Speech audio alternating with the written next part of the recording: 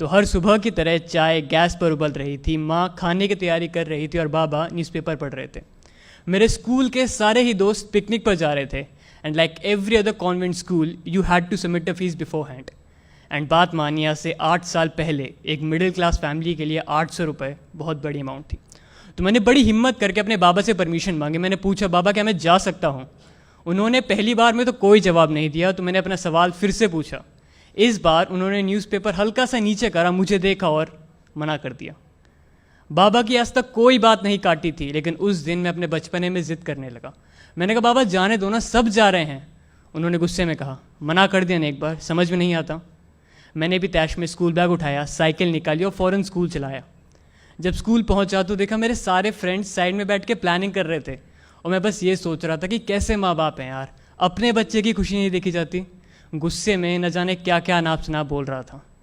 खैर, वापस आने का रास्ता था जो महज 15 मिनट का था, उस रोज़ 1 घंटे में तय करा था। जब घर पहुंचा तो माँ ने पूछा, आज लेट कैसे हो गया?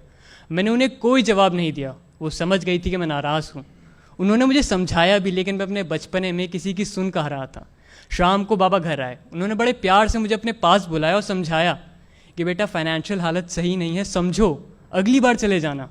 लेकिन मैं अपने बचपने में और गुस्से में न जाने क्या क्या अनाप शनाप बकने लगा।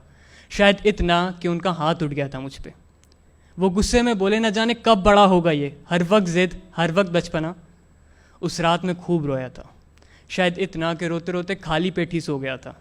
जब रात में भूख से हल्की सी आँख खुली तो देखा माँ बाबा बात कर रहे थे। माँ ने बाबा से कहा, भेज देते हैं ना, साल में एक बारी तो जाता है, वो भी खुश हो जाएगा। बाबा ने कोई जवाब नहीं दिया। वो बस उठे और बाहर टहलने चले गए थे। अब मुझे रात भर उतावलेपन में नींद तो नहीं आने वाली थी कि शायद अब सुबह पैसे मिल जाएंगे और मैं पिकनिक पर जा पाऊँगा। सुबह हुई, बाबा मेरे पास आए। उन्होंने मुझे पैसे थमाए और कहा, ये लो, पिकनिक पर चले जाना। एक पल को मेरी खुशी का ठिकाना नहीं था। मैंने फ़ौरन साइकिल निकाली और स्कूल की तरफ चल दिया। घर से थोड़ा दूर पहुंचा था कि याद आया, जो तावलेपन में लंच तो घर भूल गया है। वापस घर आया तो देखा माँ बाबा फिर से बात कर रहे थे। माँ ने बाबा से पूछा, पैसे कहाँ से आए? बाबा ने कोई जवाब नहीं दिया। माँ ने फ़ौरन बाबा की सूनी कलाई देखी और कहा, घड़ी बेच दी क्या? बाबा ने कहा, क्या फालतू की बातें कर रही हो, ऑफिस के लिए लेट हो रहा है, खाना बांध दो। मैं अभी भी दरवाजे पर सुन्न खड़ा था, आंखों में आंसू लिए बस यही सोच रहा था कि सही में बाबा ने मेरी खुशी के लिए दादाजी की आखिरी निशानी भी बेच दी। क्या सही में मेरा सैर सपाटा उस घड़ी से ज़्यादा ज़रूरी था? खैर, मैं स्कूल आया वापस। अब पिकनिक पर जाने का मन नहीं था। वो पैसे स्कूल में जमा करने की हिम्मत नहीं थी। मेरे सारे फ्रेंड्स कह रहे थे, अविनाश चलना, चलते हैं, लेकिन अब बस जी सा नहीं था। वापस आने का रास्ता जो महज 15 मिनट का था, उस रोज़ फिर से 1 घंटे में तय करा। माँ ने पूछा, आज क्यों लेट है?